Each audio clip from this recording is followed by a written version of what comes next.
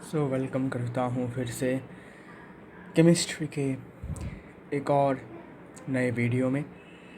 पिछला वीडियो जो था बहुत लंबा था, बहुत ही लेंदी था वो, बिकॉज़ ऑक्सीडेशन रिडक्शन मतलब रेडॉक्स जो था ये बहुत इम्पोर्टेंट टॉपिक था, इसलिए इसको सबसे ज़्यादा टाइम मैंने दिया। ओके।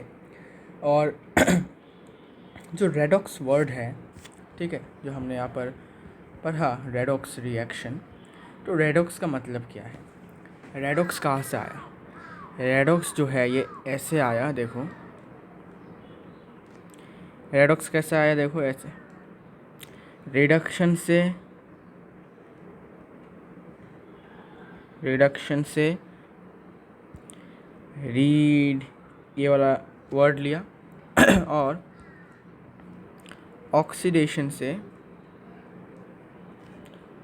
ऑक्स वाला वर्ड लिया, ये वाला, ठीक है। तो रिडक्शन से रीड वाला या फिर रेड वाला वर्ड लिया और ऑक्सीडेशन से ऑक्स वाला वर्ड लिया, लेने के बाद इनको मिक्स किया, मतलब एक साथ किया, तो रेडॉक्स हो गया। ओके, तो ऐसे रेडॉक्स वर्ड आया है ना, इसका ऑरिजिन कुछ ऐसा है। तो हमने तो पढ़ लिया था भाई कि ऑक्सीडेशन नंबर का मदद से भी हम ऑक्सीडेशन और रिडक्शन बता सकते हैं। इलेक्ट्रॉनिक कॉन्सेप्ट मतलब अगर इलेक्ट्रॉन लूज़ हुआ है या फिर गेन हुआ है तब भी हम बता सकते हैं, या फिर हम क्लासिकल कॉन्सेप्ट जो एनसीईआरटी में गिवन है, जो कि एडिशन ऑफ हाइड्रोजन होगा तो रिडक्शन, या फिर रिमूवल ऑफ ऑक्सीजन होगा तब भी रिडक्शन, और अगर एडिशन ऑफ ऑक्सीजन या फिर रिमूवल ऑफ हाइड्रोजन हुआ तो ऑक्सीडेशन होगा ना। तो आज हम पढ़ेंगे कुछ नया। क्या पढ़ेंगे? Oxidising agent and reducing agent. ये बहुत ही इम्पॉर्टेंट बातें हैं। अभी ऑक्सीडाइजिंग एजेंट का मतलब क्या है देखते हैं। ऑक्सीडाइजिंग एजेंट मतलब एक ऐसा सब्सटेंस, ठीक है, जो किसी दूसरे सब्सटेंस को हेल्प करता है क्या करने में, इलेक्ट्रॉन गेन करने में। सॉरी, अरे इलेक्ट्रॉन गेन नहीं, गेन ऑक्सीजन, मतलब ऑक्सीजन को गेन करने में। देखो डेफिनेशन लिखूँगा तब समझ जाओगे। substances that help others to gain oxygen themselves oxygen comma देकर themselves getting reduced।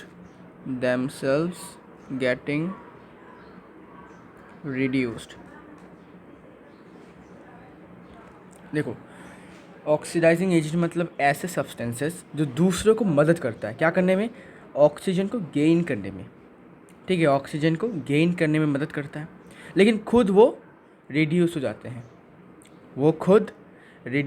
हैं, लेकिन दूसरों को हेल्प करते हैं ताकि वो ऑक्सीजन को गेन कर पाए, और इन्हीं को हम कहते हैं ऑक्सीडाइजिंग एजेंट, ठीक है। फिर है रिड्यूसिंग एजेंट। अभी देखो, अगर आपको कोई, ठीक है, अगर आपको सपोज़ आपके पास, अच्छा, एक पर्सन है जिसका नाम है ए, उसके पास सपोज़ 2 मैंगोस है, ठीक है, और एक दूसरा है बी जिसके पास 1 मैंगो है, ठीक है। तो सपोज़ ए जो है ये ऑक्सीडाइजिंग एजेंट है। कैसे? क्योंकि इसने बी को एक मैंगो दिया, मतलब एक मैंगो उसने क्या कर दिया, हेल्प किया गेन करने में। किसको? बी को। मतलब बी को मैंगो पाने के लिए, बी को मैंगो मिलने के लिए ए ने उसको हेल्प किया। कैसे हेल्प किया? उसने एक अपना मैंगो उसको दे दिया। तो ए ने अपना एक मैंगो दे दिया, तो ए का एक मैंगो कम हो जाएगा, मतलब रिड्यूस हो जाएगा उसका, और बी का एक मैंगो बढ़ जाएगा, तो 1 + 1 कितना, 2 हो जाएगा। तो इसका ऑक्सीडेशन हुआ है। ओके, ठीक है, मान लेते हैं जो मैंगो है वो ऑक्सीजन है, तो ऑक्सीजन का इंक्रीज़ हुआ है, एडिशन हुआ है, मतलब ऑक्सीडेशन हुआ है। लेकिन यहाँ पर क्या हुआ, रिमूवल ऑफ मैंगोस हुआ है, मतलब रिमूवल ऑफ ऑक्सीजन हुआ है। इसका मतलब यू कैन से कि ए रिड्यूस हो चुका है लेकिन बी हो चुका है ऑक्सीडाइज्ड, ठीक है, ओके। तो ऐसा है, जो किसी को देगा वो खुद का उसका कम हो जाएगा, मतलब उसका रिड्यूस हो जाएगा, और जिसको दे रहा है उसका ऑक्सीडाइज हो जाएगा, ठीक है। अभी रिड्यूसिंग एजेंट ये क्या है, इसका डेफिनेशन कैसा है देखो। और रिड्यूसिंग एजेंट है substances that help others to lose oxygen themselves getting oxidised. मतलब कि सपोज अभी ए के पास है 1 मैंगो, ठीक है, 1 मैंगो मतलब 1 ऑक्सीजन, और बी के पास सपोज 2 मैंगोस है, ठीक है, 2 ऑक्सीजन है, ओके, ऐसा आप एज्यूम कर सकते हो। तो ए क्या करेगा, बी को इच्छा है इसको मतलब बी का जो है विश है, ओके, क्या विश है कि वो मैंगोस को लूज़ करना चाहता है, मतलब मान लेते हैं ऑक्सीजन को लूज़ करना चाहता है। तो ए क्या करेगा, ए इसका मदद करेगा, कैसे, ए बी से एक मैंगो ले लेगा, ओके, तो बी का भी काम हो जाएगा और ए का क्या हो जाएगा, ए का ऑक्सीडेशन हो जाएगा। बताता हूँ कैसे। ए ने क्या किया, ए ने बी से एक मैंगो ले लिया है, ठीक है, तो बी से एक मैंगो ले लिया है मतलब क्या होगा, तो बी से एक मैंगो चला गया तो ओनली 1 मैंगो यहाँ पर होगा। अभी ए ने बी से एक मैंगो लिया है तो ए के पास एक मैंगो एक्स्ट्रा आ जाएगा, तो ए के पास 2 मैंगोस आ जाएगा, ठीक है। तो मुझे बताओ बी का क्या हुआ, रिड्यूस हुआ है, कैसे, बिकॉज इसका रिमूवल ऑफ मैंगो हुआ, ठीक है ना, मतलब रिमूवल ऑफ ऑक्सीजन कह सकते हो। और ए का क्या हुआ, एडिशन ऑफ मैंगोस मतलब एडिशन ऑफ ऑक्सीजन, इसलिए ये ऑक्सीडाइज हुआ और ये बंदा रिड्यूस हुआ, ओके। अभी मैं इसको यहाँ पर जाके बता सकता हूँ कि अच्छा इसमें मैंने लिखा नहीं था पिछले दिन, तो यहाँ पर किसका ऑक्सीडेशन हुआ है, Cl2 का हुआ है, ये रिड्यूस हुआ है, और सोडियम ब्रोमाइड का हुआ है ऑक्सीडेशन हुआ इसका मतलब ऑक्सीडाइज्ड, ओके। अभी याद रखना है, मुझे बता सकते हो कि किसका कौन ऑक्सीडाइजिंग एजेंट होगा और कौन रिड्यूसिंग एजेंट। देखो जिसका रिडक्शन हुआ है, इसका मतलब रिडक्शन होना मतलब क्या, कि ज़रूर उसने किसी को हेल्प किया होगा, है ना, क्या करने में, तो गेन ऑक्सीजन। तो जब उसने किसी दूसरे को गेन करवाया, ठीक है, उसने अपना मैंगो दूसरे को दिया है, तो उसके पास मैंगो एक कम हो जाएगा, मतलब उसके पास रिड्यूस हो जाएगा उसका। तो रिड्यूस कौन होता है बेटा, ऑक्सीडाइजिंग एजेंट होगा ये, ठीक है। तुम डेफिनेशन पढ़ो, डेफिनेशन में ऑक्सीडाइजिंग एजेंट क्या था कि खुद का कम हो जाएगा और दूसरों का ये बढ़ा देगा, मतलब जो खुद का रिड्यूस हो जाएगा वही ऑक्सीडाइजिंग एजेंट है, ठीक है। तो जिसका रिड्यूस्ड हुआ है वो है ऑक्सीडाइजिंग एजेंट, और जिसका ऑक्सीडाइज्ड हुआ है, खुद ऑक्सीडाइज्ड हुआ है, और खुद ऑक्सीडाइज्ड मतलब क्या, खुद के पास मैंगोस ज़्यादा आया है, कैसे आया होगा, दूसरों से कुछ लूज़ हुआ होगा, ठीक है, दूसरों को लूज़ करवाया होगा उसने ऑक्सीजन, और खुद उसके पास ऑक्सीजन आया, मतलब ये रिड्यूसिंग एजेंट है, ओके। सिमिलरली यहाँ पर कौन रिड्यूस्ड होगा, अच्छा रिड्यूस्ड है मतलब क्या, रिड्यूस हुआ मतलब ऑक्सीडाइजिंग एजेंट, और ऑक्सीडाइज मतलब रिड्यूसिंग एजेंट, ऐसा आपको याद रखना है, ओके। मतलब याद रखना है जो रिड्यूस हुआ है वो ऑक्सीडाइजिंग एजेंट, और जो ऑक्सीडाइज्ड हुआ है वो रिड्यूसिंग एजेंट। और कुछ है क्या यहाँ पर, अच्छा अभी कुछ और भी मैं आपको इक्वेशंस दूंगा जो आपको बताना है कि ऑक्सीडाइज कौन हुआ है और रिड्यूस्ड कौन हुआ है। सपोज ये नया 1 नंबर से देता हूँ, N2 + 3H2 रिएक्ट करके हमें 2NH3 देता है, एमोनिया गैस, ओके।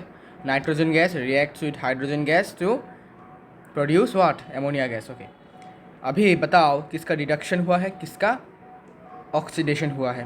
तुम कोई से भी कॉन्सेप्ट यूज़ कर सकते हो, क्लासिकल, इलेक्ट्रॉनिक और या फिर ऑक्सीडेशन नंबर कॉन्सेप्ट, लेकिन तुम्हें वो कॉन्सेप्ट यूज़ करना है जो सबसे ईजी लगा तुम्हें, और ईजी नहीं सबसे इफेक्टिव होगा इस वाले को बताने के लिए कि कौन सा या ऑक्सीडाइज्ड है या फिर कौन सा रिड्यूस्ड हुआ है।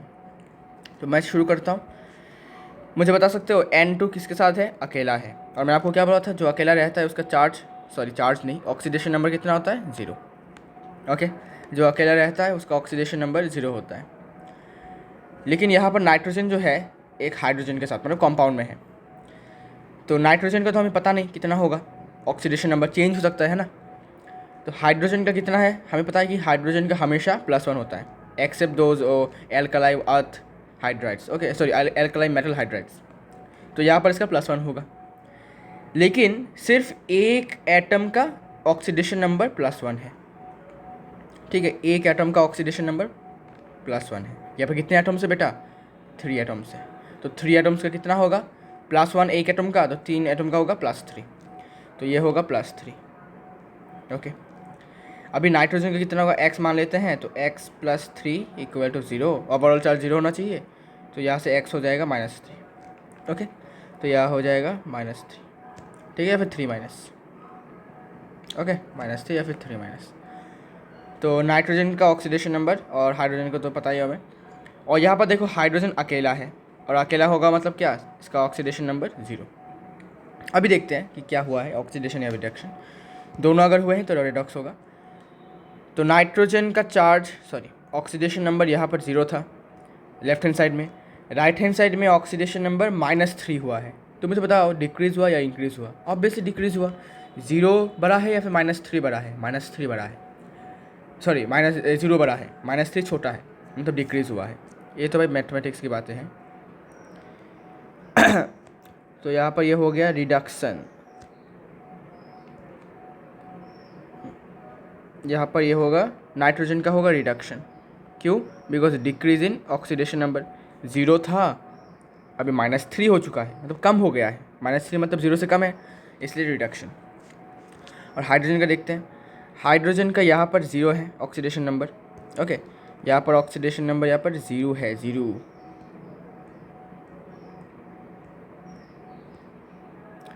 0 है 0,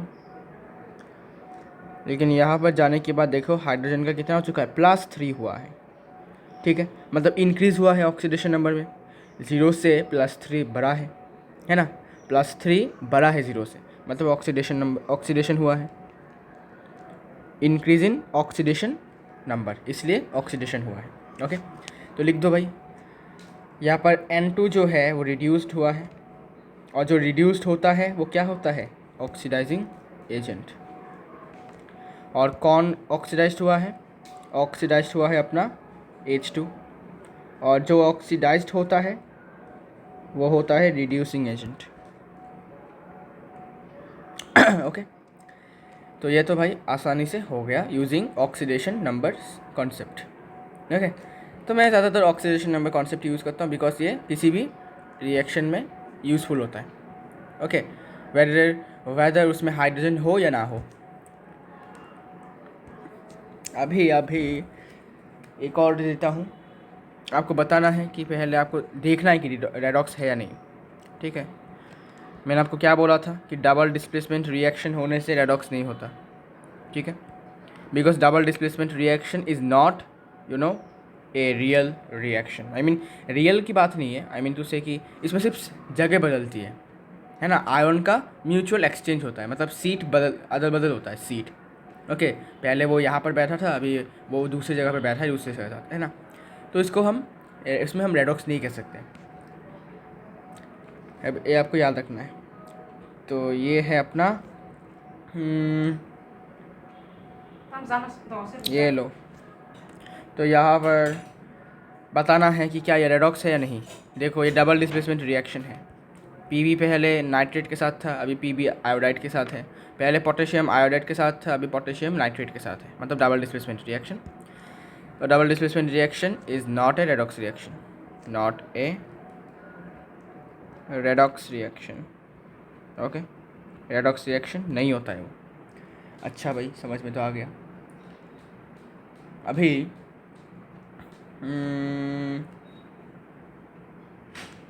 देखते हैं कुछ और रिएक्शंस हमारे दिमाग में आ रहा है। आइए, जिंक कार्बोनेट जब हीट देते हैं तो ये टूटकर जिंक ऑक्साइड और कार्बन डाइऑक्साइड हमें देता है। तो पहले आपको देखना है कि रेडॉक्स है या नहीं, ओके, फिर बताना है। अच्छा, तो यहाँ पर Zn और CO3, ओके नाइस, Zn और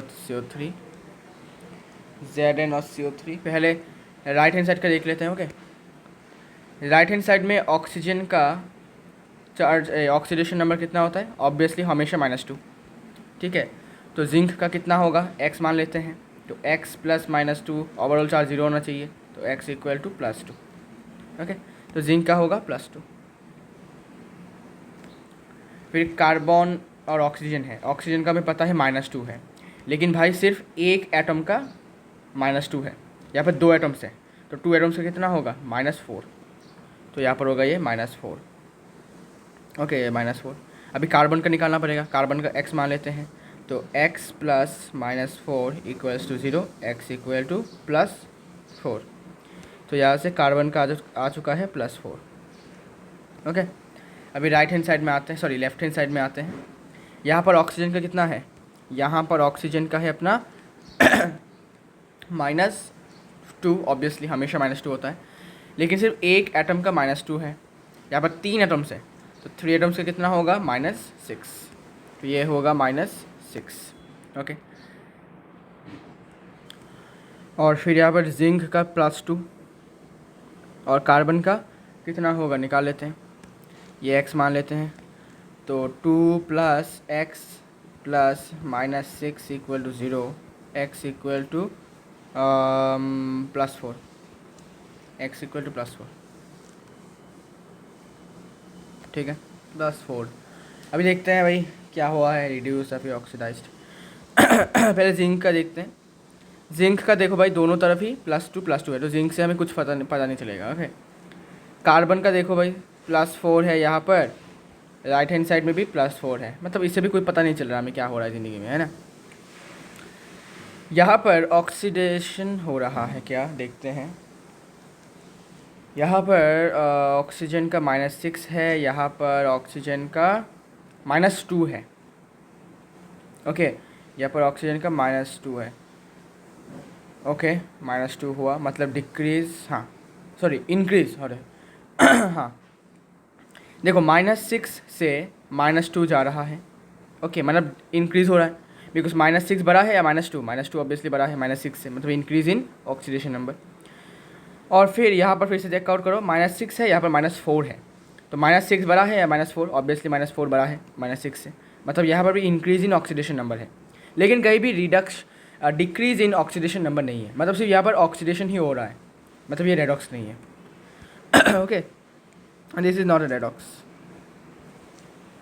क्योंकि रेडॉक्स में ऑक्सीडेशन रिडक्शन दोनों का होना ज़रूरी है, लेकिन यहाँ पर सिर्फ हमें ऑक्सीडेशन दिख रहा है। कैसे, -6 था, -2 हुआ है, -2 ऑब्वियसली इससे बड़ा है, मतलब इंक्रीज़ हुआ है। फिर -6 था, -4 हुआ है, -4 भी -6 से बड़ा है, मतलब इंक्रीज़ हुआ है, मतलब increase in oxidation number means oxidation.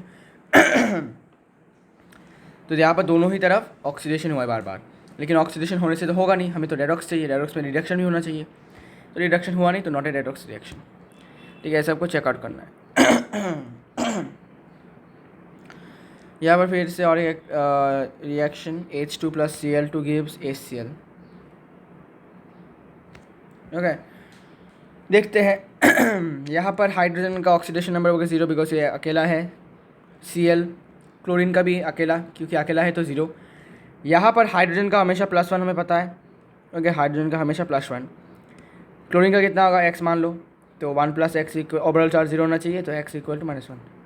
तो यहाँ पर क्लोरीन का होगा क्लोराइड क्लोराइड का होगा -1। ओके, अभी देखते हैं। हाइड्रोजन का 0 था, +1 हुआ है, means what, increase in oxidation number, and increase in oxidation number is oxidation. Okay, और Cl2 का चार्ज नहीं, ऑक्सीडेशन नंबर यहाँ पर 0 था, अभी Cl का यहाँ पर -1 हुआ है, मतलब क्या, decrease in oxidation number means reduction. तो यहाँ पर तो भाई अपना ऑक्सीडेशन हुआ है, क्योंकि बिकॉज यहाँ पर ऑक्सीडेशन नंबर का इंक्रीज़ हुआ है, 0 से +1 हुआ है, सो +1 बड़ा है, मतलब इंक्रीज़, यहाँ पर ऑक्सीडेशन। और यहाँ पर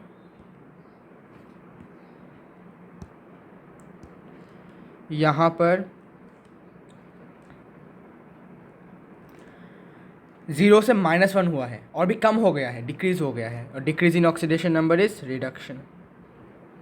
ओके, अभी हम बता सकते हैं कि इसका रिडक्शन, कौन रिड्यूस हुआ है और कौन ऑक्सीडाइज्ड। तो H2 हो चुका है ऑक्सीडाइज्ड, और जो ऑक्सीडाइज्ड होता है वो होता है रिड्यूसिंग एजेंट। और फिर यहाँ पर Cl2 हुआ है रिड्यूस्ड, और हमें पता है जो रिड्यूस्ड होता है वो होता है ऑक्सीडाइजिंग एजेंट। ओके ओके भाई, ये तो समझ में आ गया। अभी और कुछ है क्या? देखते हैं, और भी रिएक्शन हमारे दिमाग में है। आइए देखते हैं तुम्हारा क्या मतलब है यहाँ पर। Mg प्लस Cl2 Cl क्या बोल रहा हूँ, Mg plus Cl gives MgCl2 plus H2 gas. Okay, तो देखते हैं क्या पहले रेडॉक्स है या नहीं। मैग्नीशियम अकेला है तो ऑक्सीडेशन नंबर 0, हाइड्रोजन अकेला है तो ऑक्सीडेशन नंबर 0। यहाँ पर हाइड्रोजन का हमें पता है +1 होगा, क्लोरीन का कितना होगा, क्लोराइड का कितना होगा, -1। ओके, -1 मैं डायरेक्ट कर रहा हूँ, ठीक है। मैग्नीशियम, अच्छा क्लोराइड का हमें पता है -1 होता है क्लोराइड का हमेशा -1 होता है, हमें पता है। तो यहाँ पर क्लोराइड का अगर -1 है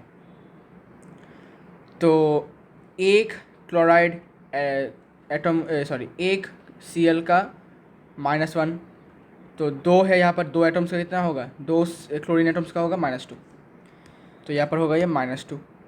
अगर ये -2 हुआ तो ये +2 होगा। कैसे? बिकॉज ओवरऑल चार्ज 0 होना चाहिए, मतलब इसका और इसका प्लस करने के बाद हमें 0 मिलना चाहिए। तो मुझे बताओ -2 के साथ मैं कितना प्लस करूँ जिससे कि मुझे ओवरऑल चार्ज 0 मिले। तो मैं +2 करूँगा, तो +2 प्लस -2 कितना होगा, 0 होगा। 2 - 2 0। ओके, ऐसे भी आप कर सकते हो, लेकिन आप ऐसे भी कर सकते हो, x मान लो x plus -2 equal 0, x equal to +2, ऐसे भी हो सकता है, ठीक है कोई दिक्कत वाली बात नहीं है। अभी देखते हैं, मैग्नीशियम का पहले 0 था, मैग्नीशियम का हो चुका है +2, मैग्नीशियम का हो चुका है +2, मतलब increase in oxidation number means oxidation. फिर देखते हैं हाइड्रोजन का, देखते हैं हाइड्रोजन का क्या हुआ है। हाइड्रोजन का लेफ्ट हैंड साइड में +1 था, राइट हैंड साइड में 0 हुआ है, मतलब डिक्रीज़ हुआ है, और decrease in oxidation number means reduction, बस हो गया, ठीक है और यहाँ पर Cl का -1 था, यहाँ पर -2 है, मतलब क्या, in decrease in oxidation number. Okay, decrease in oxidation number, decrease ही तो है ना, -1 से -2 गया है, -1 बड़ा है, -2 छोटा है, हाँ ठीक है, डिक्रीज ही है, क्योंकि -1 से बड़ा छोटा कौन है, -2, मतलब डिक्रीज़ हुआ है। ओके तो ये तो हो गया भाई। अभी रिड्यूस कौन हुआ है, ऑक्सीडाइज्ड हुआ है Mg, Mg is oxidised and ACl is reduced, और जो ऑक्सीडाइज्ड होता है उसे रिड्यूसिंग एजेंट कहते हैं, जो और रिड्यूस हुआ है वो ऑक्सीडाइजिंग एजेंट होता है। और कुछ हाँ, बहुत सारे रिएक्शंस आपको करवा देता हूँ। Hydrogen sulphide plus sulphur dioxide react करके मिलता है सल्फर प्लस वाटर। बताओ ऑक्सीडेशन हुआ, रिडक्शन हुआ, कौन सा हुआ? हाइड्रोजन का यहाँ पर +1 हमेशा, लेकिन 2 एटम्स हैं तो हो जाएगा +2। सल्फाइड का कितना होगा, -2। ओके, बिकॉज ओवरऑल चार्ज 0 होना चाहिए, तो मैं 2 के साथ ऐसा क्या ऐड करूँ जिससे कि ओवरऑल चार्ज 0 हो जाए, तो -2 ऐड कर दिया। ओके, या फिर इसको x पे मान सकते हो, तो 2 + x = 0, या से x = -2, ऐसे भी कर सकते हो, आपकी मर्ज़ी है। फिर यहाँ पर ऑक्सीजन का हमें पता है हमेशा -2 होता है, लेकिन यहाँ पर 2 ऑक्सीजन के एटम्स हैं, मतलब ये 2 × 2 -4 हो जाएगा। ओके, तो सल्फ़र S का कितना होगा देख लेते हैं भाई, x मान के, x मान के, तो ये होगा x + -4 = 0, यहाँ पर x होगा +4, ठीक है, तो यहाँ पर होगा s का +4। फिर यहाँ पर s तो 0 है, अकेला है। यहाँ पर हाइड्रोजन का पता है +1 होता है। ओके, हाइड्रोजन का पता है +1 होता है, लेकिन हम पहले अभी ऑक्सीजन को पकड़ेंगे यहाँ पर, ठीक है। हम ऑक्सीजन को मानेंगे यहाँ पर। देखो ऑक्सीजन का होता है -2, तो हाइड्रोजन का कितना होगा ऑक्सीडेशन नंबर?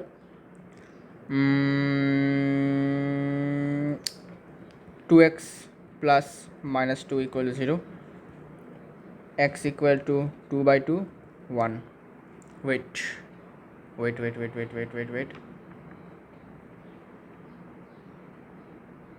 यहाँ पर 2, तो ये हो जाएगा माइनस माइनस से प्लस प्लस। अच्छा तो एक हाइड्रोजन एटम मतलब x जो आना था उसका है +1, यहाँ पर 2 एटम्स हैं तो +2। ओके, यहाँ पर हो जाएगा +2। या फिर आप ऐसे भी कर सकते हो कि एक हाइड्रोजन एटम का +1 होता है तो 2 हाइड्रोजन एटम का +2 होगा। ओके, और ऑक्सीजन का कितना होगा? ऑक्सीजन को x मान लेते हैं तो 2 + x = 0, या से x = -2। ऐसे भी कर सकते हो, आपकी मर्ज़ी है। ओके, तो ये होगा -2। ओके ऐसे भी कर सकते हो, आंसर आपका सेम ही आएगा। आंसर आपका सेम ही आएगा बेटा। आइए देखते हैं क्या होता है। अभी यहाँ पर हाइड्रोजन का +2 है, यहाँ पर हाइड्रोजन का +2 है, +2 यहाँ पर +2 ही है, तो कोई ऐसा चेंज हमें नहीं दिखा, तो इससे हम कुछ बता नहीं सकते। यहाँ पर सल्फ़र का -2 था, यहाँ पर सल्फ़र का 0 हो गया है, मतलब क्या इंक्रीज़ हुआ है, क्योंकि -2 से बड़ा 0 है, तो -2 से 0 आ गया है, तो -2 से 0 आया मतलब क्या इंक्रीज़ हुआ है। ठीक है, नंबर लाइन सीखो ना आप, -2 फिर -1 फिर 0 फिर 1 फिर 2, 2 से 0 आया है मतलब क्या इस तरफ गया है, मतलब क्या इंक्रीज़ हो रहा है वैल्यू। तो इंक्रीज़ इन ऑक्सीडेशन नंबर मतलब ऑक्सीडेशन, तो यहाँ से यहाँ क्या हुआ oxidation. Oxidation, increase in oxidation number. अभी देखते हैं यहाँ पर क्या मामला पानी हुआ है। यहाँ पर ऑक्सीडेशन सल्फ़र का यहाँ पर 4 था, यहाँ पर 0 हुआ है। ओके, सल्फ़र का यहाँ पर 4 था, 0 हुआ है, तब रिडक्शन हुआ। लेकिन हम इसका नहीं देखेंगे, हमें भी इसके साथ ये वाला देखते हैं, ठीक है। इसके साथ ये वाला देखते हैं क्या होता है। यहाँ पर ऑक्सीजन का देखेंगे, देख ऑक्सीजन का यहाँ पर -4 है, यहाँ पर ऑक्सीजन का -2 है, मतलब ज़रूर यहाँ पर क्या हुआ है रिडक्शन हुआ है। नहीं, रिडक्शन हुआ या फिर ऑक्सीडेशन, रुको रुको रुको, यहाँ पर ये -4 था ऑक्सीजन का। ओके, फिर यहाँ पर ये -2 हो गया है, तो -4 से तो -2 ही बड़ा है, मतलब तो ऑक्सीडेशन होना चाहिए यहाँ पर। तो एक्चुअली में मैंने गलत लिया था, ये यहाँ का होगा, ठीक है, सल्फ़र के साथ होगा, ये ऐसा होगा। ओके, तो यहाँ पर देखो भाई, सल्फ़र का यहाँ पर +4 था, अभी इसमें 0 हो गया है, मतलब क्या है डिक्रीज़ इन ऑक्सीडेशन नंबर मतलब रिडक्शन। ठीक है, तो मैं गलत इंडिकेट कर रहा था, इसलिए मैं ना वहाँ पर गलत आ रहा था, है ना। तो ऐसा भी हो सकता है। और यहाँ पर हमने तो देखा ही है कि ये देखो यहाँ पर सल्फ़र का यहाँ पर -2 था, अभी यहाँ पर 0 हो चुका है, मतलब क्या इंक्रीज़ हुआ है, -2 से 0 हुआ है इंक्रीज़। और यहाँ पर -4 से 0 हुआ है, वेट -4 नहीं, सॉरी +4, ठीक है, +4 से 0 हुआ है, मतलब डिक्रीज़ हुआ है। ओके, सल्फ़र का यहाँ पर +4 था, अभी सल्फ़र का यहाँ पर 0 है। ओके, तो ये हो गया हमारा H2S is equal to oxidised हुआ है, और ऑक्सीडाइज्ड हुआ मतलब क्या है रिड्यूसिंग एजेंट, और SO2 यहाँ पर रिड्यूस्ड हुआ है, मतलब ये है अपना ऑक्सीडाइजिंग एजेंट। और एक बात, ऑक्सीडाइजिंग एजेंट और रिड्यूसिंग एजेंट का दूसरा नाम भी है, इसको कहते हैं ऑक्सीडेंट और इसे कहते हैं रिडक्टेंट। ओके, इनके दूसरे नाम भी है, तो अगर ऐसा दूसरा नाम से आता है तो आपको कंफ्यूज नहीं होना है। अच्छा, ये तो समझ में आ गया। इसके बाद कुछ और रिएक्शंस करवाते हैं। देखिए H2S plus Cl2 gives HCl plus S। Okay, तो यहाँ पर S का ऑक्सीडेशन नंबर 0, यहाँ पर क्लोरीन का 0 बिकॉज अकेले हैं। यहाँ पर हाइड्रोजन का +1, ठीक है, लेकिन 2 एटम्स है तो +2, तो सल्फ़र का कितना होगा, सल्फ़र का होगा -2। यहाँ पर हाइड्रोजन का +1 तो क्लोरीन का होगा -1, ओके, Cl का होगा -1। तो यहाँ पर हाइड्रोजन का +2 था, यहाँ पर आने के बाद हाइड्रोजन का +1 हुआ है, रिड्यूस इन ऑक्सीडेशन नंबर, ठीक है, reduce in oxidation number, reduce in oxidation number होने से रिडक्शन, और यहाँ से यहाँ पर तो रिडक्शन हुआ है, और यहाँ अच्छा रुको रुको रुको रुको, ओह गलत गलत गलत, इसके साथ इसका लेना पड़ेगा, ओके, H2S और ये सल्फ़र, यहाँ पर सल्फ़र का -2 है, यहाँ पर सल्फ़र का 0 है, -2 से 0 मतलब इंक्रीज, मीन्स ऑक्सीडेशन, -2 से 0 आया है मीन्स ऑक्सीडेशन। यहाँ पर Cl का 0 था, यहाँ पर Cl का -1 है, decrease in oxidation number means reduction,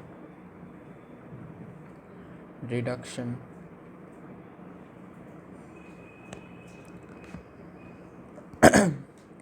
So it will be H2S oxidized, Cl2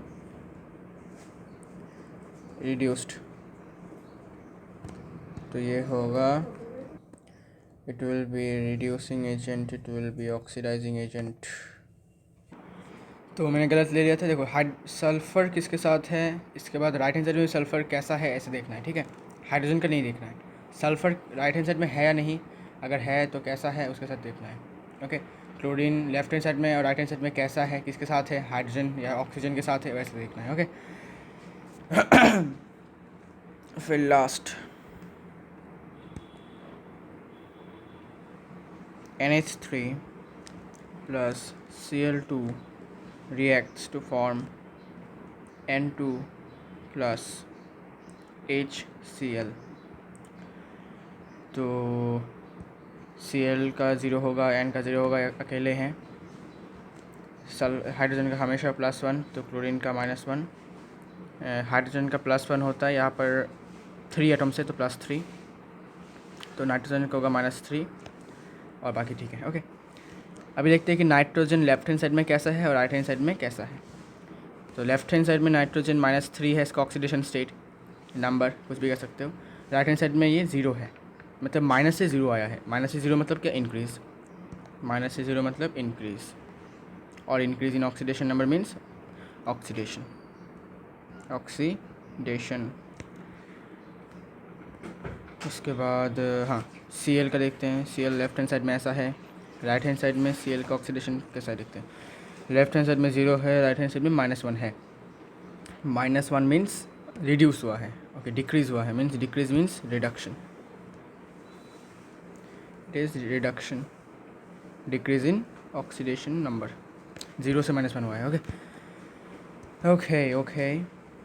NH3 oxidised, oxidised, Cl2 reduced, Cl2 reduced, ये होगा reducing agent, it will be oxidizing agent। Now we will talk about rancidity, ठीक है, rancidity क्यों होता है भाई, ये you can say this is the phenomenon that are caused due to oxidation and reduction, okay। तो ऑक्सीडेशन और reduction की वजह से ये सब चीज़ें होती हैं नेचर में। Now first is rancidity, the phenomenon of conversion, the phenomenon of conversion of oily and fatty materials into a foul smelling and sour substances called rancid.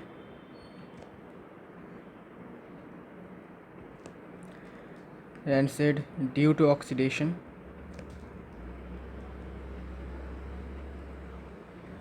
is called oxidation. Sorry rancidity मतलब एक ऐसा phenomenon है जिसमें oily या फिर fatty जो materials होते हैं खाने के, फैटी मटेरियल्स खाने के हो सकते हैं, ठीक है, जो कि एकदम मतलब फाउल स्मेलिंग सार सब्सटेंस में कन्वर्ट हो जाता है, ठीक है, मतलब खट्टे हो जाते हैं और इनसे एक बदबू, बहुत ख़राब बदबू निकलता है इस सब्सटेंसेस से, स्पेशली ऑयली एंड फैटी। और ये होता किस लिए? ड्यू टू ऑक्सीडेशन, ठीक है। और जो सब्सटेंस फॉर्म होता है उसको हम कहते हैं रैंसिड, ठीक है, मतलब fatty oily substances food materials convert होकर जो सार फाउल स्मेलिंग सब्सटेंस में कन्वर्ट होकर बन जाती है उनको हम कहते हैं रैंसिड, और इस फेनोमेनन को कहा जाता है रैंसिडिटी, ओके। और इसे होता है मेन रीज़न ऑक्सीडेशन की वजह से होता है, ठीक है। तो oxidation is the root cause of this rancidity. Oxidation अगर नहीं होता तो रैंसिडिटी नहीं होता। और एक्चुअली ये तब होता है जब तुम किसी भी ऑयली सब्सटेंस को या फिर फैटी सब्सटेंस को एक्सपोज करके रख देते हो, फ्रीज में नहीं रखते हो, ठीक है, बाहर रख देते हो, खुला एकदम खुल्लम रख देते हो ना, तब जाके ये रैंसिडिटी होता है। इसको प्रिवेंट करने के भी कुछ टेक्निक्स हैं। प्रिवेंशन कैसे प्रिवेंट करें इसको, है ना। Number 1, using antioxidants.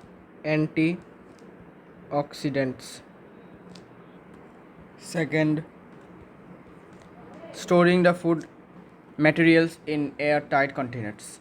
मतलब एयर टाइट कंटेनर में अगर रखोगे तो ऑक्सीजन क्या करेगा? रिएक्ट नहीं कर पाएगा। ऑक्सीजन मतलब ऑक्सीडेशन के लिए तो ऑक्सीजन चाहिए होता है, तो ऑक्सीजन नहीं होगा, है ना, एयर टाइट में। एयर टाइट मतलब क्या कि ऑक्सीजन नहीं घुस पाएगा, ठीक है, एनवायरनमेंट से, सराउंडिंग से ऑक्सीजन उस कंटेनर में नहीं घुस पाएगा। और ऑक्सीजन नहीं घुस पाएगा मतलब क्या कि ऑक्सीडेशन नहीं हो पाएगा, और ऑक्सीडेशन नहीं होगा तो रैंसिडिटी का कोई चांस ही नहीं है। Third is flushing the food articles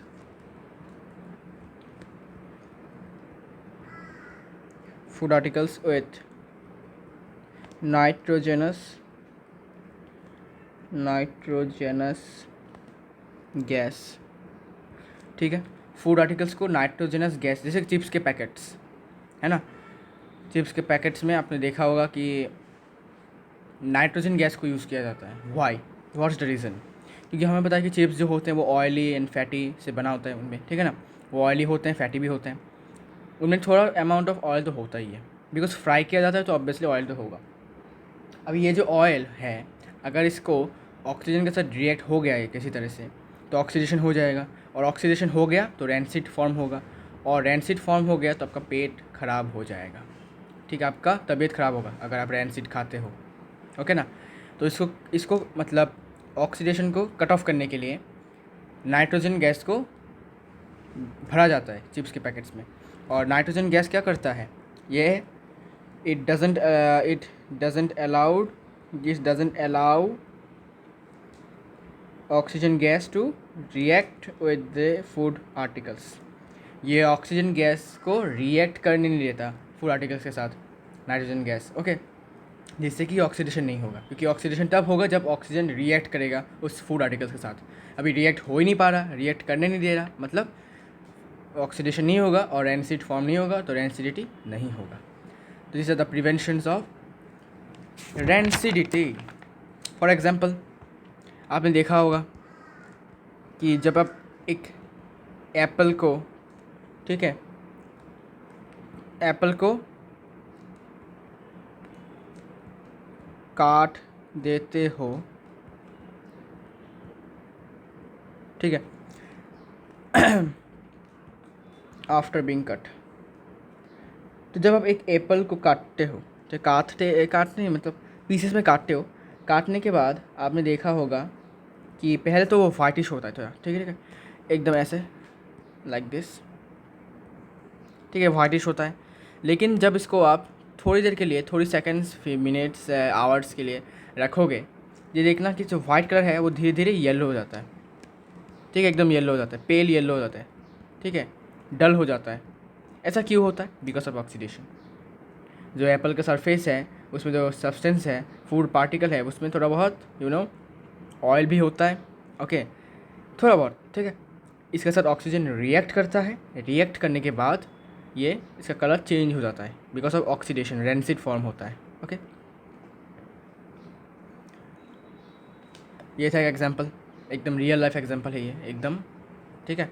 आपने ये एक्सपीरियंस किया होगा, जब भी आपने सेब खाया हो, काट के रखोगे, थोड़ी देर बाद देखना वाइट कलर से येलो हो जाता है, पेल येलो, और खाने का मन नहीं करता, ठीक है ना, ऐसा। अभी और एक बात है जो मैं बताना भूल गया कि एंटीऑक्सीडेंट्स क्या है।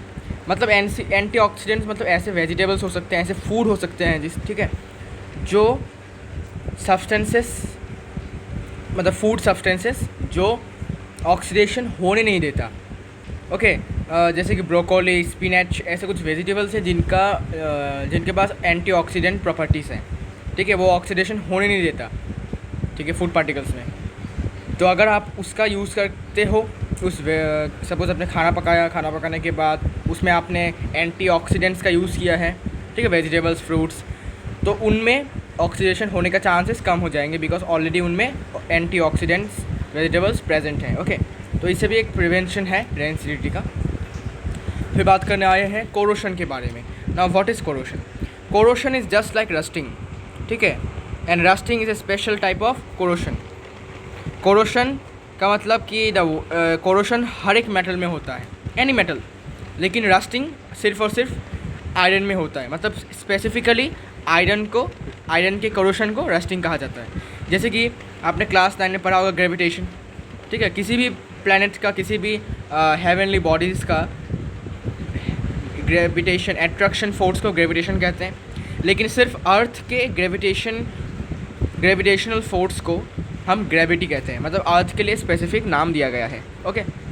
जस्ट लाइक दैट रस्टिंग भी एक स्पेसिफिक नाम दिया गया है, किसके लिए? आयरन के कोरोशन के लिए, ठीक है ना। Corrosion is the formation of, corrosion में एक्चुअली फॉर्मेशन होता है एक मेटल ऑक्साइड का, a layer of metal oxide, formation of a layer of metal oxide, ठीक है, मेटल ऑक्साइड फॉर्म होता है, ए लेयर ऑफ, अच्छा मेटल ऑक्साइड नहीं, सॉरी, लेयर ऑफ अनवांटेड लिखो, अनवांटेड मेटल ऑक्साइड तो तुम्हारा रस्टिंग में होता है, ठीक है, मैंने गलत लिख दिया।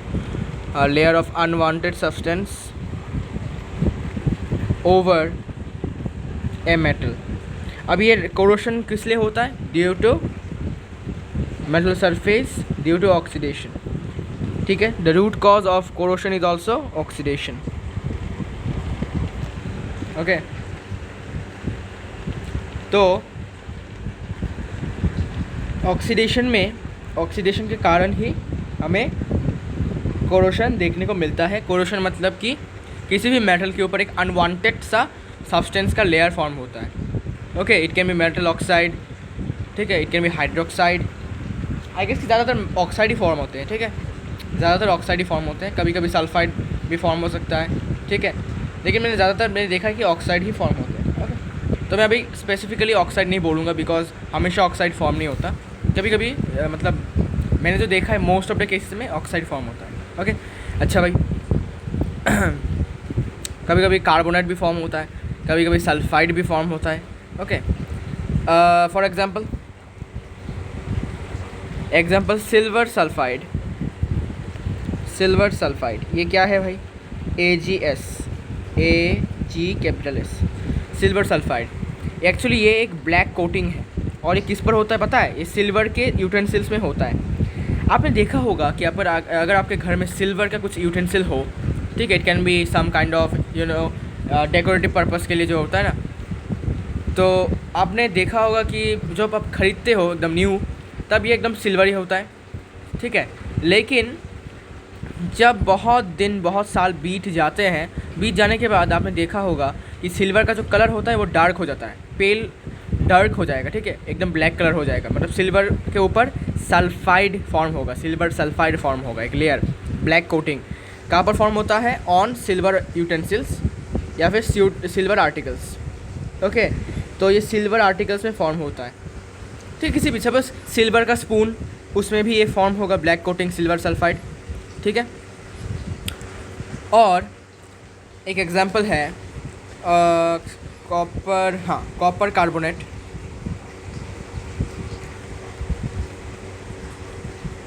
कॉपर कार्बोनेट जिसका कलर यू कैन से कि ग्रीनिश येलो है, ओके। येलोइश ग्रीन बोलूँगा या ग्रीनिश येलो में थोड़ा सा देखता हूँ। एक्चुअली मैंने इसको ग्रीन कलर करके लिखा गया है, ग्रीनिश कलर का, greenish coating, okay, greenish coating. और ये कहाँ पर फॉर्म होता है? ये फॉर्म होता है कॉपर के यूटेंसिल्स में। अगर आपने कॉपर का जो यूटेंसिल है, जैसे जो आई गेस कि कॉपर के यूटेंसिल ज़्यादातर मंदिरों में यूज़ होता है, तो जब ज़्यादा ये एक्सपोज होता है एयर में एक्सपोज करके रखा जाता है, तो इसमें एक कोटिंग फॉर्म होता है ग्रीन कलर का, जिसको कहा जाता है copper carbonate, okay. Copper carbonate का एक कोटिंग कॉपर के यूटेंसिल्स में फॉर्म होता है ड्यू टू कोरोशन, ओके। ये अनवांटेड होता है, ये नेचुरल होता है, ठीक है, ये ऑक्सीडेशन की वजह से होता है, ओके। ये इसमें हमारा कोई हाथ नहीं है, हमारा ना हाथ है ना पैर है, ओके। ये अपने आप ऑक्सीडेशन की वजह से होता है, ठीक है। तो कॉपर के यूटेंसिल्स में ग्रीनिश कलर का एक कोटिंग होता है। सिमिलरली एक और है एग्जांपल, एल्यूमिनियम ऑक्साइड Al2O3। ये एक हार्ड कोटिंग होता है, हार्ड कोटिंग। इसका कलर कुछ ऐसा होता है, ग्रे कलर का होता है, ग्रे कलर। और इसका जो कोटिंग होता है ये बहुत ज़्यादा हार्ड होता है, लेकिन इसका एक एडवांटेज भी है, पता है क्यों? देखो, हार्ड कोटिंग है, ठीक है। सपोज़ ये हमारा एक मेटल है, ठीक है, रुको थोड़ा सा वेट। सपोज़ हमारा ये एल्यूमिनियम का मेटल है, तो एल्यूमिनियम के मेटल के ऊपर एक ग्रे कलर का सपोज़ यहाँ पर एक कोटिंग हुआ। अभी कोटिंग बहुत हार्ड है, बहुत सख्त है, तो इसके वजह से क्या होता है कि कोटिंग जो है सख्त होने के कारण से ये इस वाले जगह का जो सरफेस है, सब ये वाला सरफेस जो है, ये इसको प्रोटेक्ट करता है फर्दर कोरोशन से, ठीक है। कैसे? बिकॉज देखो यहाँ पर जो है एक कोटिंग है, तो इसके नीचे वाला जो सरफेस है उसमें और ऑक्सीजन का कांटेक्ट नहीं होगा, कट हो जाएगा, है ना। और ऑक्सीजन का कांटेक्ट नहीं होगा मतलब और कोरोशन नहीं होगा, ऑक्सीडेशन नहीं होगा मतलब फर्दर कोरोशन नहीं होगा। तो एल्यूमिनियम ऑक्साइड का जो कोटिंग है ये हार्ड होता है, कलर होता है इसका ग्रे, और इसी हार्ड कोटिंग के वजह से ये एल्यूमिनियम को फर्दर कोरोशन से बचाता है। मतलब बहुत अच्छा है हार्ड कोटिंग की वजह से। नीचे वाला सरफेस, ये जो सरफेस है इसमें और एयर का कांटेक्ट बंद हो जाता है, और एयर का कांटेक्ट बंद हो जाना मतलब क्या? ऑक्सीडेशन नहीं होगा, और ऑक्सीडेशन नहीं होगा मतलब नो कोरोशन, ओके। तो मैं इसको लिख देता हूँ यहाँ पर ऐसे करके, the coating protects the aluminium article. अभी एल्यूमिनियम के कुछ भी हो सकता है भाई, बर्तन हो सकते हैं भाई, कोई भी डेकोरेटिव चीज़ें हो सकते हैं। Protects the aluminium articles from further corrosion, ठीक है, और कोरोशन नहीं होने देता, बिकॉज वो कोटिंग जो है उस सरफेस से एयर का कांटेक्ट को कट कर देता है, ओके। तो aluminium oxide is very good, ठीक है, ये बहुत अच्छा है, ठीक है। कुछ एडवांटेज भी हमें देखने को मिला कोरोशन का। अच्छा, इसके बाद एक और टर्म है एनोडाइजिंग, जो थोड़ा एक्स्ट्रा है। एनोडाइजिंग ये क्या होता है भाई? मतलब एनोडाइजिंग आपकी किताब में नहीं है, फिर भी या इसको आप थोड़ा सा नॉलेज में रख सकते हो। एनोडाइजिंग का मतलब क्या है? एनोडाइजिंग मतलब formation of a layer of aluminium oxide aluminium oxide over aluminium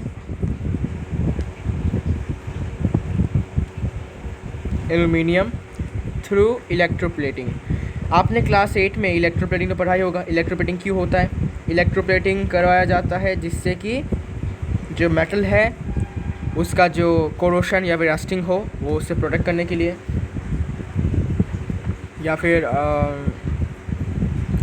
उसको शाइनी करने के लिए, या फिर उसको और भी ज़्यादा लॉन्ग लास्टिंग बनाने के लिए, है ना। तो formation of a layer of aluminium oxide over aluminium through electroplating. अभी इसका नाम एनोडाइजिंग क्यों हुआ?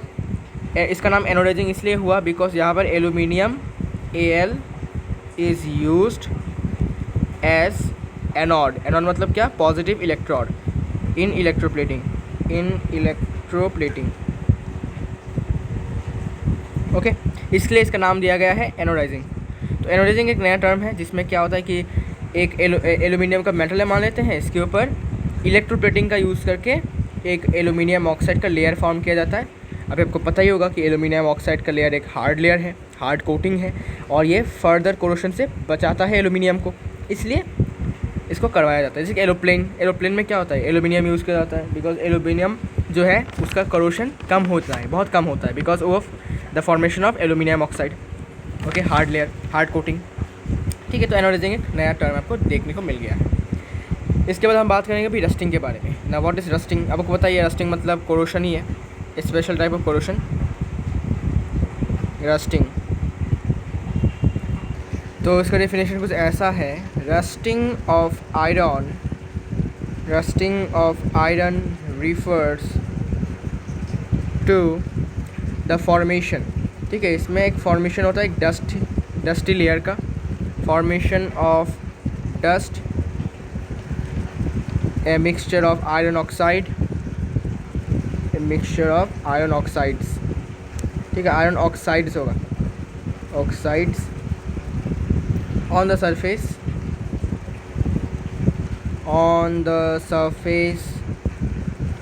of iron objects or structures। ठीक है, तो भाई ये क्या होता है कि रस्टिंग मतलब rusting of iron refers to the formation of dust, a mixture of iron oxides on the surface of iron objects or structures। तो देखो भाई, रस्टिंग में क्या होता है कि आयरन के ऊपर, ठीक है, आयरन के ऊपर एक्चुअली एक आयरन ऑक्साइड फॉर्म होता है। ठीक है, आयरन ऑक्साइड मतलब ferric oxide, actually ferric oxide. Okay, ferric oxide form होता है along with XH2। बताऊंगा क्यों। मैंने आपको बोला था कि रस्टिंग जो है ये कैसे होता है, मैं आपको बताता हूँ। देखो, आयरन के साथ ऑक्सीजन रिएक्ट करता है और हाइड्रोजन भी हाइड्रोजन नहीं, वाटर वेपर रिएक्ट करता है। ये क्या है? एक्स मतलब क्या कि डिफरेंट रीजन्स में ह्यूमिडिटी डिफरेंट होता है, मतलब वाटर वेपर का जो अमाउंट है एनवायरनमेंट में, एटमॉस्फेयर में, वो अलग अलग होता है डिफरेंट जगह पर। राजस्थान में कम होगा, ज़्यादा होगा, बिहार में कम ज़्यादा होगा, मध्य प्रदेश में कम ज़्यादा होगा, है ना, इसलिए इसको एक्स दिया गया है। तो जब ये रिएक्ट होने के बाद फॉर्म होता है आयरन ऑक्साइड मतलब फेरिक ऑक्साइड डॉट XH2। ठीक है, तो ये फॉर्म होता है और यही लेयर जो है उस आयरन के ऑब्जेक्ट या फिर स्ट्रक्चर में फॉर्म होता है। लेकिन द थिंग इज, जो आयरन ऑक्साइड होता है वो एल्यूमिनियम ऑक्साइड की तरह हार्ड नहीं होता, ये फ्लफ़ी होता है, फ्लफ़ी होता है एंड पाउडरी होता है। ये पाउडरी सब्सटेंस, यहाँ पर लिखा है डस्ट है, और डस्ट हमें पता है कि पाउडरी सब्सटेंस होता है, एंड पाउडरी सब्सटेंस। ठीक है, तो पाउडरी सब्सटेंस होने के बाद पता है क्या होता है, ये टूटकर बिखर जाता है। मतलब सपोज़ यहाँ पर एक आयरन का हमारा है, आयरन का ऑब्जेक्ट या फिर पीस, यहाँ पर रस्टिंग होगा, यहाँ पर रस्टिंग होने के बाद एक आयरन ऑक्साइड का लेयर फॉर्म होगा। ठीक है, होने के बाद क्योंकि ये फ्लफ़ी है या फिर पाउडरी सब्सटेंस है, तो ये टूटकर ऐसे टूट जाएगा। देखो, ऐसे टूट जाएगा, ऐसे टूट जाएगा। टूट जाने के बाद कैसा हो जाएगा, हमारा आयरन का पीस छोटा हो जाएगा। देखो, ऐसे छोटा हो जाएगा, ऐसे। ठीक है, अभी फिर से ये वाला पार्ट एक्सपोज हो गया एयर से, तो फिर से ऑक्सीडेशन होगा, कोरोशन मतलब रस्टिंग होगा, होने के बाद फिर से ये ऐसे और भी छोटा हो जाएगा, ठीक है। फिर से ये वाला जगह फिर से एक्सपोज आ गया एयर से, फिर से रस्टिंग होगा, होने के बाद हमारा ऐसा हो जाएगा आयरन का ऑब्जेक्ट। फिर से क्या हो गया, रस्टिंग होगा और हमारा लास्ट में आयरन बचेगा ही नहीं, ठीक है। देखो धीरे धीरे रस्टिंग होने के बाद आयरन का ऑब्जेक्ट का साइज़ छोटा हो जाएगा, बिकॉज इसका इतना मोटा लेयर टूट जाता है, बिकॉज पाउडरी सब्सटेंस है ना, टूट जाता है, हार्ड कोटिंग नहीं है एल्यूमिनियम की तरह, टूट जाता है। पाउडरी सब्सटेंस है, डस्ट है, टूट जाता है। टूटने के बाद ऐसा हो जाएगा, फिर से पतला हो जाएगा, पतला होते होते लास्ट में हमारा आयरन का जो ऑब्जेक्ट है वो फिनिश हो जाएगा। ओके, तो रस्टिंग इज़ ओनली फॉर, इसमें रख सकते हो ओनली फॉर आयरन Fe, ठीक है। आयरन के लिए ही सिर्फ रस्टिंग टर्म यूज़ होगा। अच्छा भाई, ये तो समझ में आ गया रस्टिंग ऐसा ऐसा होता है भाई। इसका अच्छा कलर कैसा है भाई, बता सकते हो कलर कैसा है? Yes, the colour is brownish red कह सकते हो, ठीक है, brownish red colour. Iron oxide का कलर है brownish red, brownish red, brownish red. Actually brownish red भी कहा जाता है, कभी कभी ब्राउनिश येलो भी कहा जाता है, ठीक है। मैं ब्राउनिश येलो लिख देता हूँ, ब्राउनिश येलो, बिकॉज बुक में गिवन है ब्राउनिश येलो है। Okay, this is the colour of iron oxide means ferric oxide. Okay, brownish yellow colour का होता है। अच्छा, तो इसका एक कोटिंग होता है जो बहुत पतला होता है, पतला नहीं पर फ्लफ़ी होता है, नरम होता है, डस्टी होता है। ओके, और इसलिए खुल के टूट के बिखर जाता है। अभी हम बात करेंगे प्रिवेंशन, कैसे प्रिवेंट करें बेटा, बताओ कैसे प्रिवेंट करें, बता सकते हो रस्टिंग को कैसे प्रिवेंट करें? आपने क्लास 7 में फिज़िकल एंड केमिकल चेंज में पढ़ा होगा कैसे प्रिवेंट किया जाता है रस्टिंग को। रस्टिंग को कैसे प्रिवेंट किया जाता है? प्रिवेंशन इज़ नंबर 1 पेंट करके, ठीक है। पेंट करने से क्या होगा पता है? पेंट करने से सपोज़ ये हमारा आयरन का ऑब्जेक्ट है, पेंट किया तो फुल बॉडी पेंट हो जाएगा ऐसे, तो जो सरफेस है ये एयर के कांटेक्ट में नहीं आएगा, तो ऑक्सीडेशन नहीं होगा, कोरोशन या फिर रस्टिंग नहीं होगा, ठीक है। तो पेंटिंग से भी एक तरीका और एक है ग्रीजिंग, ठीक है। ग्रीज लगाना, ग्रीज मतलब एक ऑयली सब्सटेंस होता है, ठीक है। तो ये यहाँ पर जब लगाओगे ग्रीज, पूरे बॉडी में लगा दोगे आयरन के, तो ये आयरन के सरफेस के साथ ऑक्सीजन का कांटेक्ट को कट कर देता है, ठीक है। कट कर देने से ऑक्सीडेशन नहीं होगा, कम होगा, रेट कम हो जाएगा और कोरोशन भी बहुत कम होगा, रस्टिंग बहुत कम होगा लेकिन बहुत कम होगा। Okay, third is galvanisation, new term है। गैल्वनाइजेशन क्या है भाई? सिंपल सा है गैल्वनाइजेशन। गैल्वनाइजेशन मतलब एक लेयर है जिंक का, लेयर ऑफ जिंक, और या फिर इसको इलेक्ट्रोप्लेटिंग करके भी किया जाता है, electroplating of zinc on iron, ठीक है, ऑन आयरन। अभी क्या होता है कि गैल्वनाइजेशन में क्या होता है कि आयरन का जो ऑब्जेक्ट है उसके ऊपर जिंक का एक लेयर दिया जाता है, लेयर ऑफ जिंक, या फिर इलेक्ट्रोप्लेटिंग का यूज़ करके जाता है। इलेक्ट्रोप्लेटिंग का यूज़ करके आयरन के ऊपर एक जिंक का लेयर दिया जाता है, जिंक। अभी क्वेश्चन आता है कि जो लेयर फॉर्म होता है जिंक का, वो एयर के साथ रिएक्ट करता है। ओके, एयर के साथ रिएक्ट करता है तो बन जाता है जिंक ऑक्साइड। ओके, एयर के साथ रिएक्ट करता है तो बन जाता है जिंक ऑक्साइड। हमने रिएक्टिविटी सीरीज़ में पढ़ा था, रिएक्टिविटी सीरीज़ में मैं दिखा देता हूँ रिएक्टिविटी सीरीज़। चलो भाई रिएक्टिविटी सीरीज़ दिखा देते हैं आपको।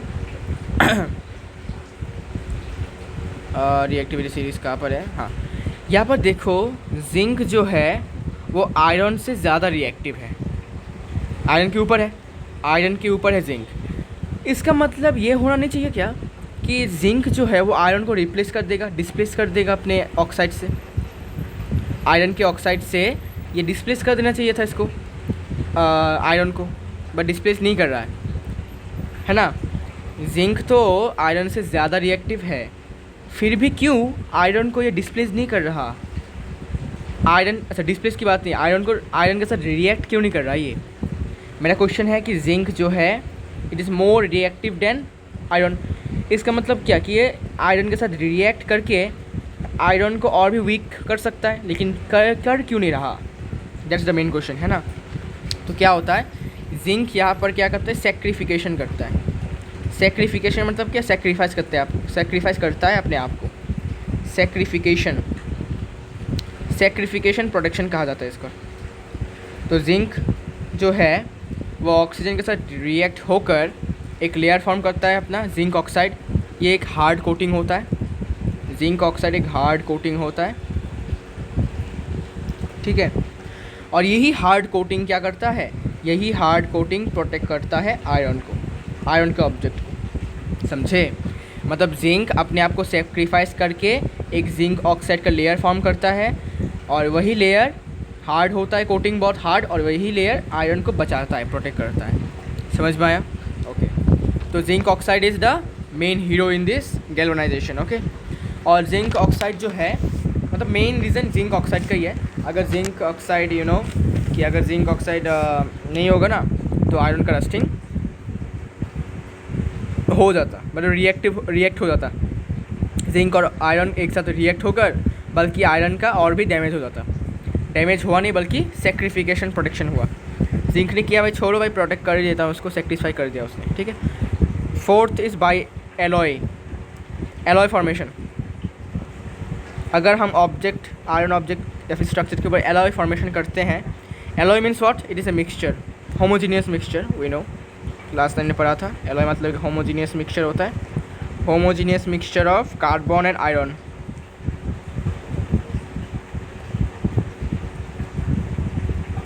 ठीक है, कार्बन और आयरन का एक होमोजीनियस मिक्सचर का लेयर लगाया दिया जाता है, कहाँ पर, आयरन के ऑब्जेक्ट के ऊपर, और वही क्या करता है, प्रोटेक्ट करता है आयरन को उस रस्टिंग या फिर कोरोशन से, ठीक है।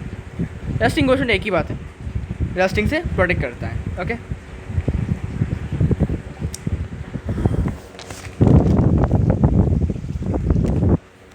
इसके बाद और क्या है, हाँ अभी मैं आपको कुछ बताऊंगा, क्या है, कलर्स, ओके। ये आपको लिख लेना है। पहला ये है फॉर्मूला, यहाँ पर है इसका कलर, आपको याद रखना है कि किसका क्या कलर होता है, ओके। ये याद रखने के लिए है। पहला कॉपर सल्फेट, इसका कलर होता है ब्लू। फिर iron sulphate, I mean ferrous sulphate actually, okay, it is ferrous sulphate, ferrous sulphate, ferrous sulphate. इसका कलर होता है पेल ग्रीन, या फिर सिर्फ ग्रीन भी कह सकते हो, pale green. Third is nitrogen dioxide, NO2, इसका कलर होता है ब्राउन, इसका कलर होता है ब्राउन, ओके, इसका कलर होता है ब्राउन। फिर फोर्थ पे है अपना nitrogen dioxide, copper oxide, CuO, copper oxide, इसका कलर होता है ब्लैक, कॉपर ऑक्साइड का कलर होता है ब्लैक। याद कर लेना है आपको, ठीक है, क्योंकि क्वेश्चन ऐसा आ सकते हैं। फिफ्थ जिंक ऑक्साइड, ZnO, इसका कलर होता है yellow when hot, yellow when hot and white when cold. तो जब जिंक गर्म होगा, जिंक जो मेटल है वो जब गर्म हुआ होगा, तब उसका जो जिंक ऑक्साइड होगा वो जब उसका कलर होगा येलो, और जब ठंडा है जिंक सॉलिड मतलब मेटल, तब इसका जिंक ऑक्साइड का कलर होगा वाइट, ओके। अगर जिंक ऑक्साइड गर्म हुआ तो येलो कलर, अगर ठंडा हुआ तो वाइट कलर, ठीक है, ऐसे किया ये वाला। फिर सिक्स्थ पे है अपना सिल्वर क्लोराइड, AgCl, इसका कलर है वाइट पीपीटी, ठीक है, वाइट पीपीटी। ये प्रेसिपिटेट होता है, okay, white PPT, white PPT, white precipitate, white colour का precipitate. 7th number barium sulphate, ये भी वाइट प्रेसिपिटेट, बेरियम सल्फेट, ये भी वाइट प्रेसिपिटेट, वाइट पीपीटी। इसके बाद 8th नंबर पर है अपना lead iodide, PbI2, lead iodide, okay. इसका कलर होता है येलो प्रेसिपिटेट, ठीक है, ये प्रेसिपिटेट होता है और इसका कलर येलो होता है। 9th पर है अपना कॉपर सल्फाइड, ठीक है, कॉपर सल्फाइड, जिसका कलर होता है black PPT, black PPT, black PPT. फिर 10th पर है अपना लेड आयोडाइड, सॉरी क्या बोल रहा हूँ, lead oxide, PbO, okay, lead oxide. इसका कलर होता है येलो,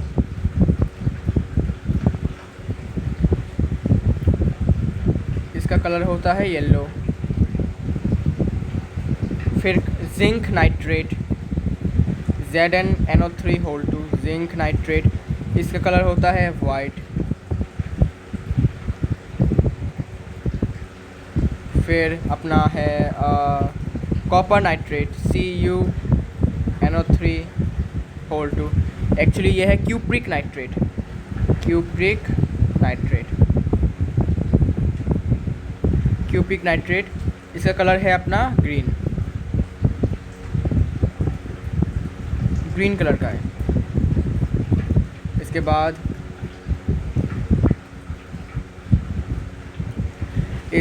बाद 13 नंबर में है कॉपर कार्बोनेट, CuCO3, इसका कलर भी है ग्रीन,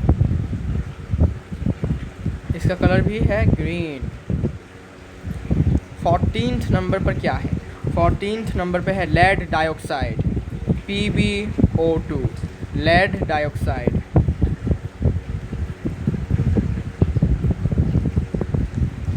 इसका कलर है ब्राउन ब्लैक,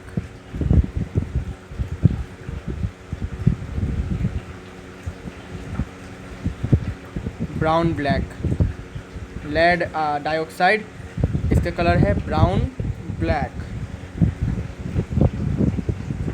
15th पर है mercuric oxide, HgO, mercuric oxide.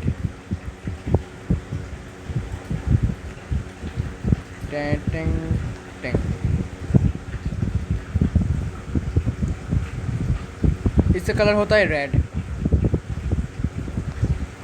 और मर्क्यूरिक ऑक्साइड जो है ये मिरर के पीछे जो कोटिंग होता है ना, वो इसमें यूज़ किया जाता है, plain mirror, coating behind plain mirror, उसमें मर्क्यूरिक ऑक्साइड यूज़ किया जाता है, ओके। सिल्वर कोटिंग भी यूज़ होता है, कभी कभी मर्क्यूरिक ऑक्साइड भी यूज़ किया जाता है, ओके। फिर है अपना अपना क्या है, कोई भी एनी मेटल कार्बोनेट, कोई भी मेटल कार्बोनेट एक्सेप्ट दोज जो गिवन है यहाँ पर देखो, कार्बोनेट कौन सा गिवन है, क्यूप्रिक, हाँ कार्बोनेट यहाँ पर आई गेस गिवन नहीं है क्या, हाँ ये वाला, इसको छोड़कर, ये तो ग्रीन कलर का है, एनी मेटल कार्बोनेट, ठीक है, जैसे कि zinc carbonate, magnesium carbonate, aluminium carbonate, oh sorry, इसमें तो Al2CO3 होल 3 होगा, ओके, ये ऐसा होगा इसका फार्मूला। और कुछ है क्या, मैंगनीज कार्बोनेट एटसेट्रा। तो जितने भी मेटल कार्बोनेट है उन सब का होता है वाइट कलर, कार्बोनेट मतलब ही white colour, except cupric carbonate, okay, cupric carbonate. Cupric carbonate का ग्रीन कलर होता है। ठीक है, इनको छोड़कर जितने भी है अपना उनका सबका वाइट कलर ही होता है। ओके, इसके बाद क्या है, ferric chloride FeCl3, ferric chloride, इसका कलर होता है रेडिश ब्राउन,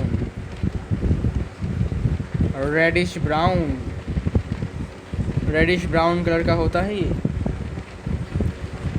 अच्छा, और क्या,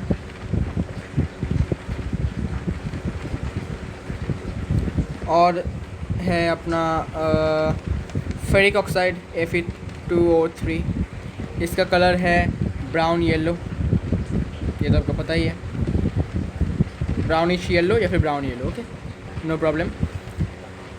now second last is silver sulphide, black coating. Okay, तो इसका कलर है black. Last but not the least, aluminium oxide Al2O3, जिसका कलर है ग्रे। ठीक है, तो बस यही था कुछ, आपको याद कर लेना है कि कौन सा किस कलर का होता है। ओके, तो this is the different colours of different different compounds. Okay, जो मतलब कॉमन है, ज़्यादातर यूज़ होते हैं। ओके, तो इतना ही था आज का वीडियो। नेक्स्ट वीडियो में हम कुछ क्वेश्चन डिस्कस करेंगे और हमारा चैप्टर ख़त्म हो चुका है। आई होप आपको ये चैप्टर बहुत मज़ेदार लगा होगा, मुझे भी मज़ेदार लगा आपको समझाने के लिए मुझे थोड़ा बहुत यू नो दैट इंटरेस्टिंग लगा, बिकॉज समझाना भी एक कला है।